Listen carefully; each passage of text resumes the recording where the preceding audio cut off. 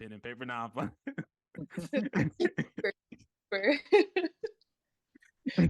like I honestly don't even think it was anything super. You know what? I think I could actually relate to Isaac. I think it was more so then. I think I was always writing, or in some sense, I was always expressing myself through music, art. Because I like to DJ, as you all see the music that I DJ with on my pages and things of that nature as well. I always loved music, specifically R&B, because it was very soul felt music back then. Now I don't know what they're doing, but I'm trying to see. I'm pretty sure I was always like as some people may call it, a ladies' man in a sense. I always, had those aspects of maybe coming off as flirty, being very easily able to connect, talk with, flirt with. Eventually, it led to me knowing, females. That's always been like a natural thing to me. And maybe because it's my mom. I was a single mother raised by a mom, so having that, being able to have that emotional side of you. I think a lot of females maybe become attracted to that, or are attracted to that in a sense. And so that led to a lot of heartbreaks, both on my end and also me breaking the hearts of others. And dang, this actually speaks to something else that happened today too. Elena wrote a poem called what was it? Wait, what was it called? Captive Heart. Captive Heart. Yeah, it was talking about it was pretty much like, you were talking about somebody and you were just talking about the aspect of, oh, I should never gave my heart to you. I trusted you and as I was getting ready to create that piece of content, I was like, I was like this is probably what they're thinking. So I was very convicted by her poem. Isaac, if you look on my YouTube, you'll see it's called Captive Heart. But until YouTube, it's called Captive Heart. But I was reading that, and as I was composing the content, I was just like convicted. I was like, dang it, man! Like all these females I didn't did wrong or played with, maybe the emotions or hearts. I was like, man, this is probably what they think. So I wrote Elena, like telling her like dang, this just really convicted me and stuff. But I think that's what started my path to poetry. Like I was dealing with all those emotions and stuff, breakups and things of that nature. It really happened bad in college when I had to choose between the two females. Uh, and that was a whole thing. And so in college, I was kind of like struggling with, still wanting to play the field, but at the same time wanting something serious. And I bottled that up, and I kind of fell into like depression and stuff, but wasn't really telling anybody. So I would write. I would grab my phone, and I would be in the cafeteria of my college cafeteria just for hours writing, listening to music, but then also just typing poetry in my phone. And that just kind of kept going on for years and years and years. I just never really told anybody. And then I think I think it was like my freshman year. One day I was in college, and I sat behind this really cute female. I sat behind her, really cute. She had this long hair. I think she was like Indian or whatnot. And I told my guys, I was like, man, I'm gonna write her a poem. I gotta write her, but I'm gonna write her a poem. So I wrote it. I wrote a poem. I wrote her a poem. I think I still got it, but I wrote her a poem or whatnot, and I think I gave it to her. And then that right there kind of unleashed like poetry. I was just like, hands down, this is my outlet. And to be honest with you, it's never failed me in terms of females. So, I'm just being honest. Like poetry is such a romantic thing, and I think that is ultimately what led me into it, and that has continued to lead me into it, is the romantic aspect of it. When I'm feeling very romantic, usually all of my poetry is romantic. Sometimes it's just now started to become inspirational, but I would say that is ultimately what catapulted me into poetry. Nothing as dope as y'all, but yeah, something. No, that's good. That's good. There you go. Though you just explained that poetry is just a way to express your emotions. It's a way that just speaks to our soul, that makes our words feel more connected to what we mean when we're saying it. Yep. Exactly. I agree. And again, I thank y'all for being my audience, being willing to, share your poetry. And we haven't even shared the poetry yet. So let's get into that now. We're literally over here just talking. So this is how we can do it. If y'all don't mind. And again, if any one of y'all have to leave at any moment in time, that's fine. You can definitely dip out. It's fine. Don't think you have to stay the entire time. But each person will get maybe 5 to 10 minutes. Just read your poems back to back. I write short poetry, so I'm usually just reading poetry after poem after poem after poem. So each one of us will get 5 to 10 minutes. After that 10-minute mark, I'll then after you finish your poem, I'll hop in and I'll be like, okay, 10 minutes has been met. Then I'll switch to the next. We can switch to the next person, and then switch to the next person. Talea again. Talea, I don't think you have any poems, but if you do, I do. You do? Yeah, I write. Well, I'm a writer. I'm an author. I have a book. Okay. Please read anything. I did. No, the real poets can go first. I'll go last. I'm okay. No, you're a poet. No, if you write, you're a poet. Like if you're saying you write words and the words have meaning or stories, you're a poet. Okay. Yeah, please. She wasn't supposed to read tonight, y'all. So that's why I'm like, what? So I mean, hey, thank you. So Tale, I'll let you go first. No, but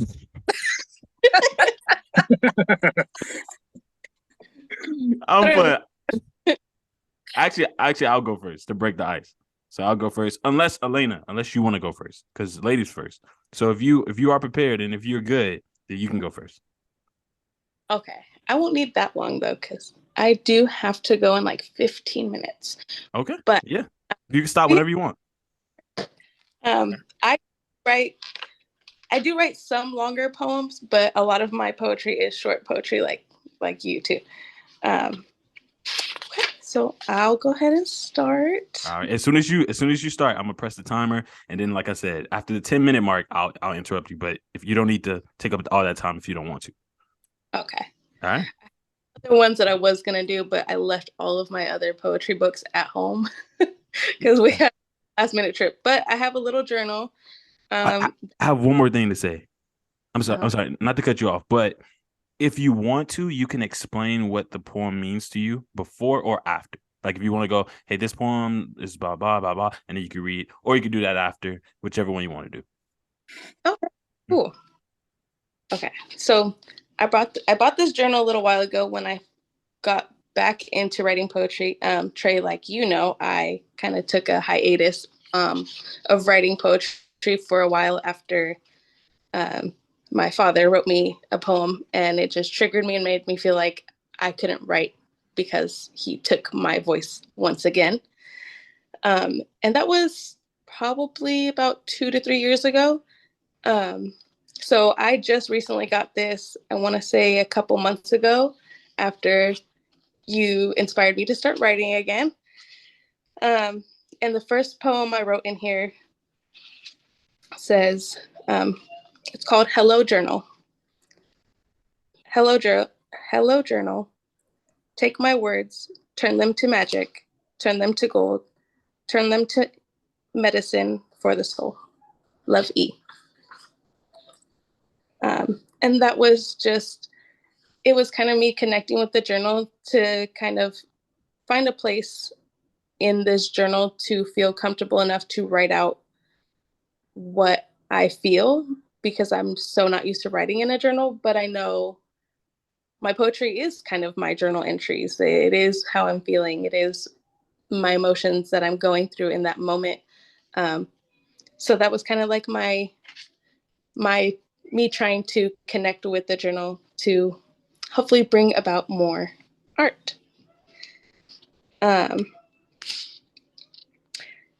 This one is called Mechanic.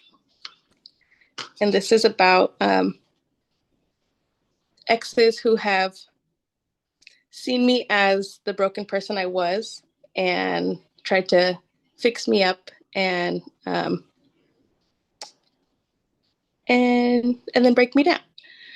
So it's called Mechanic. Did you fix me up to see what it would be like to break me down yourself? Or was breaking me down a part of you trying to understand how I work?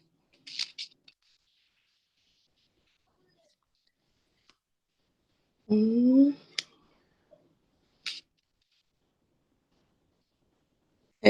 This was a poem that I wrote because I work out. I'm into fitness, but I also kind of combined it with the weight I carry in life. So it's called Life PR. Um, with all the weight I've pulled throughout my life, you'd think I'd have a higher deadlift.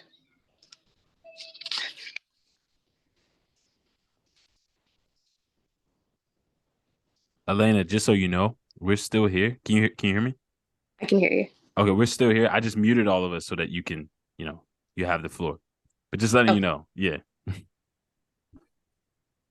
This poem I actually found um, within a voice message that I sent you about what poetry means to me. Um, and the way that it came out was it was too good to not write down. Especially once I played it back to myself, I was like, I need to write that down. So I called it Ink Saved My Life. Poetry means a voice. It means a light in the dark. It means passion and healing. Poetry is the sun when you feel like you're stuck in the rain. Poetry is beauty when all you've known is pain. Poetry is everything that has helped me get through life. Poetry is my hero. And then that's all I have in this journal so far. Now you sure you're not hiding? Don't be hiding any poetry from us now. Don't. That was beautiful. That was beautiful. That was amazing. Man, I love how much thought and how many elements of emotion you put in your poems. I think that right there overwhelms me the most when I hear any of them.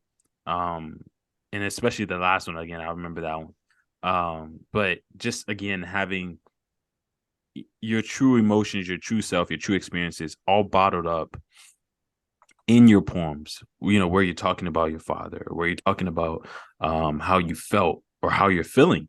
You have certain poems that I've read or even composed with my content where you talk about how you're feeling and how it doesn't you go through those ups and downs.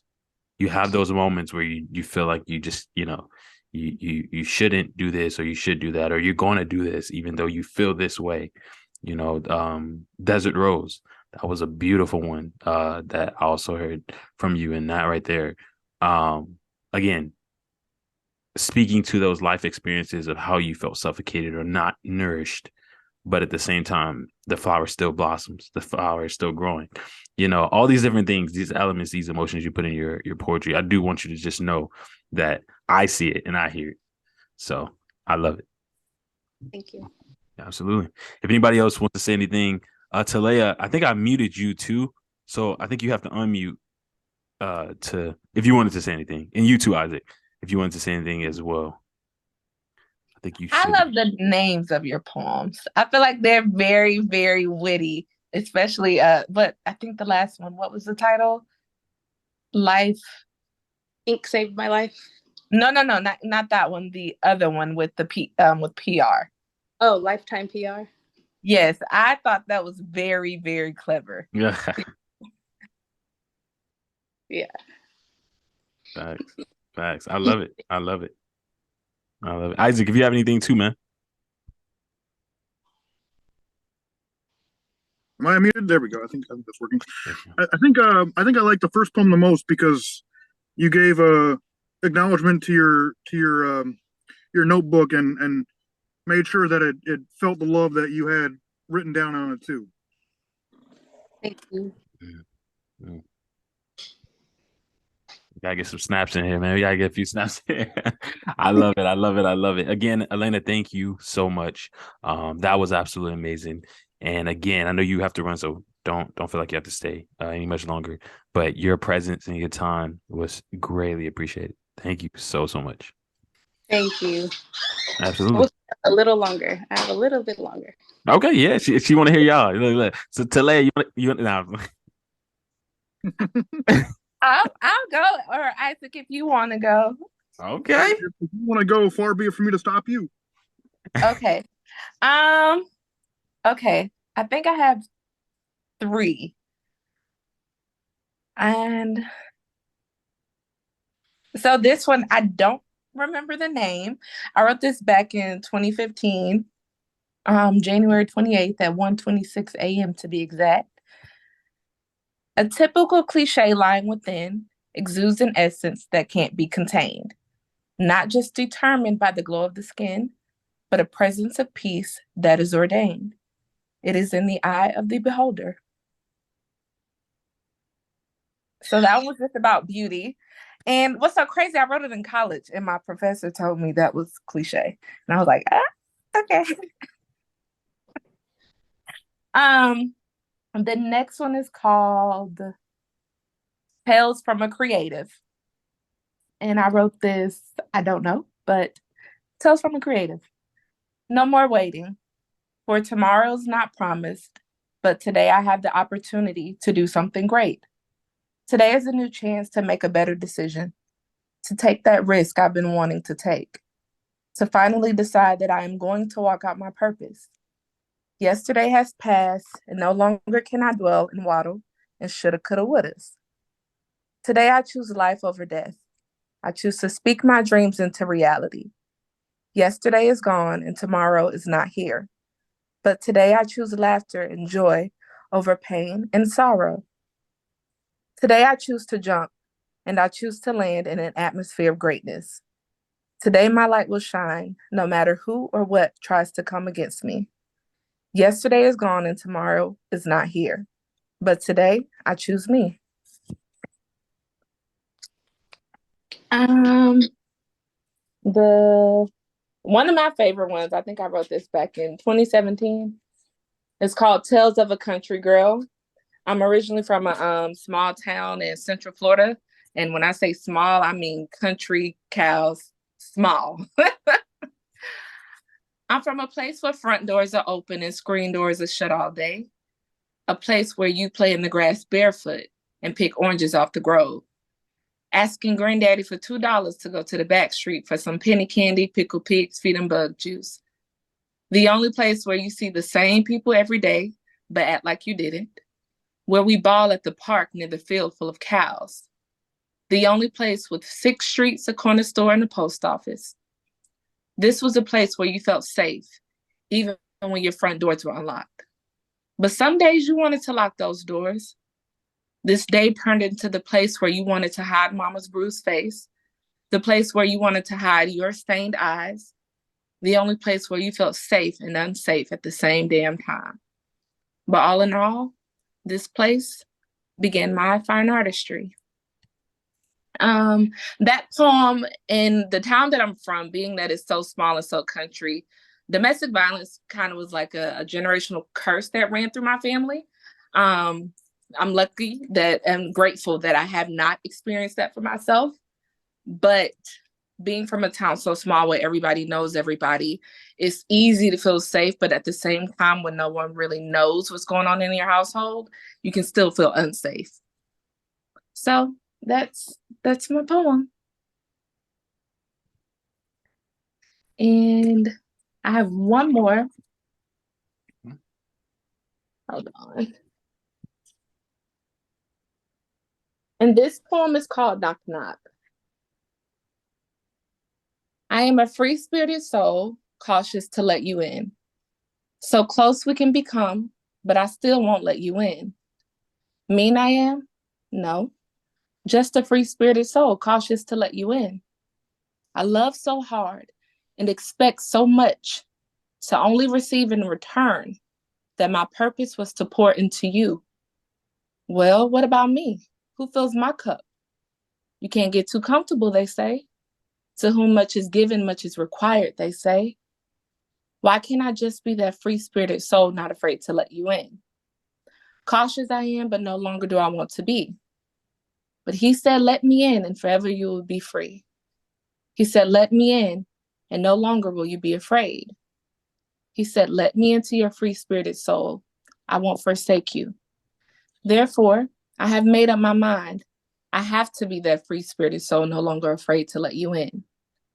Knock, knock. Here I am. Open the door and let me in, you free-spirited soul. That's all I have. I'm done.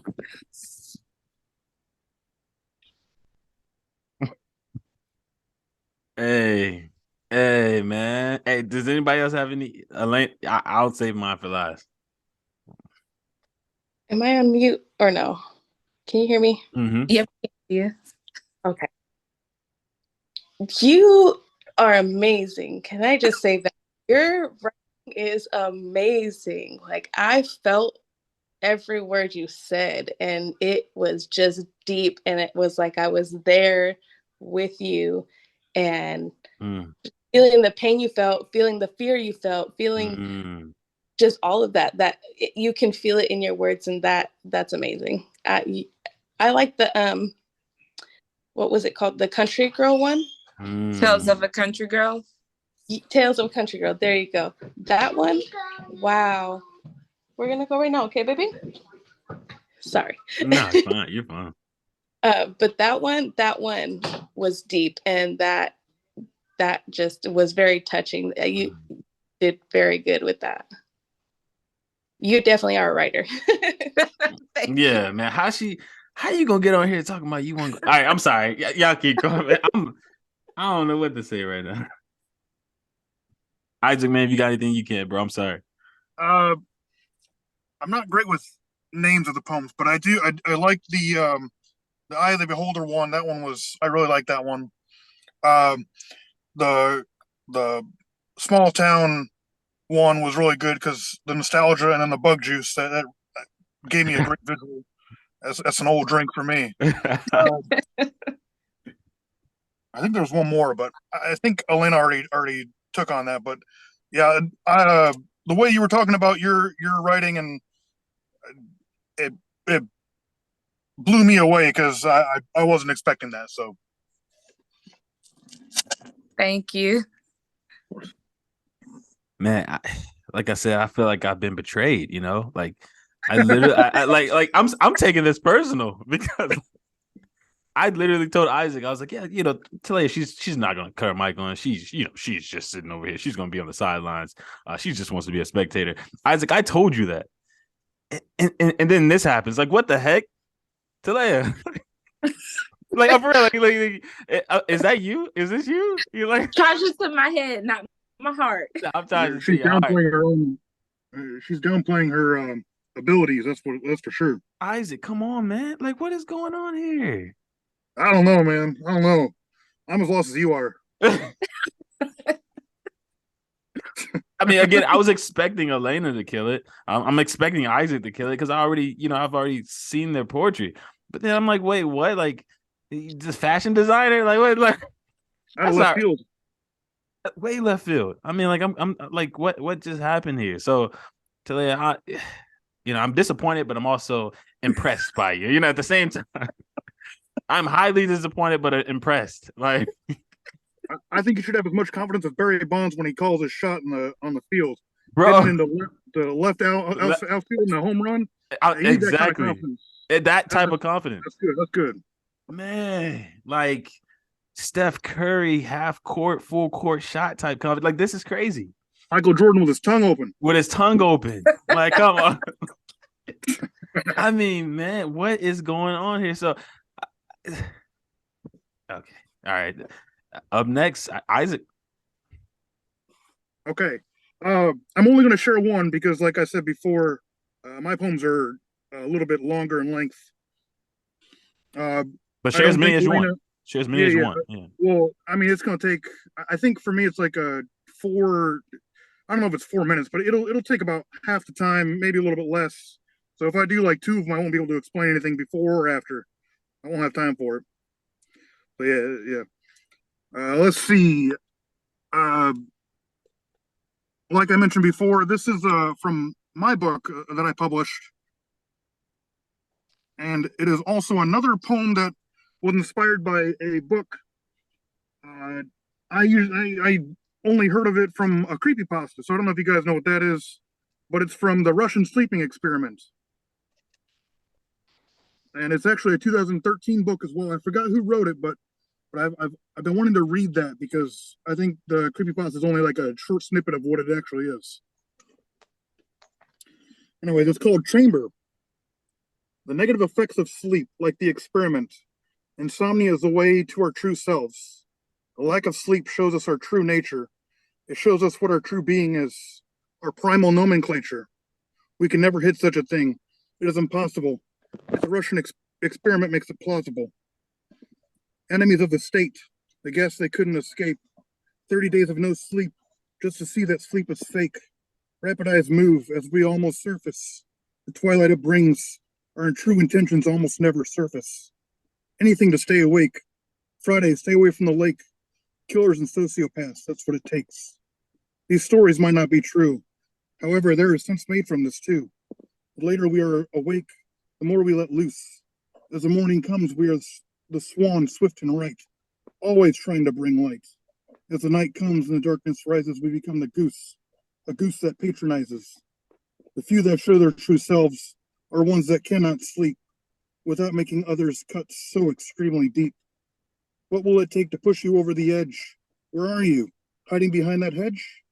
Why do you escape the torments, arguing parents, just to hear me say this?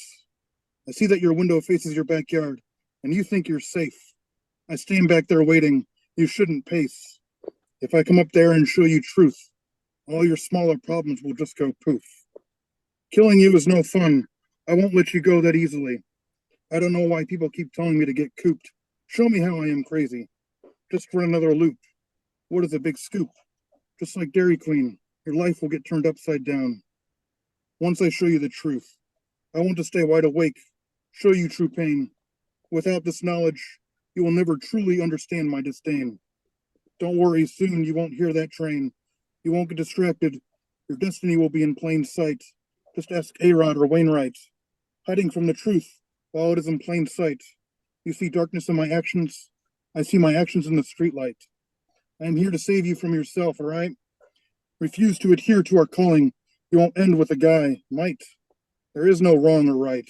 Just the actions that some find fearful, some find fright. If you agree to go with me, we will control our destiny. Show other people the way to go. In our dim world, we shall listen to Naomi. Let the darkness get swelled up with her glow. Do you feel it? Anybody who doesn't agree won't get and grow up. They will be our trophies to never stray. They, with our help, will stand up. Sleep is for the weak. Yet when they sleep for a week. They stay awake to avoid us. Yet they will eventually sleep. I'll show them what kind is deep. That's it.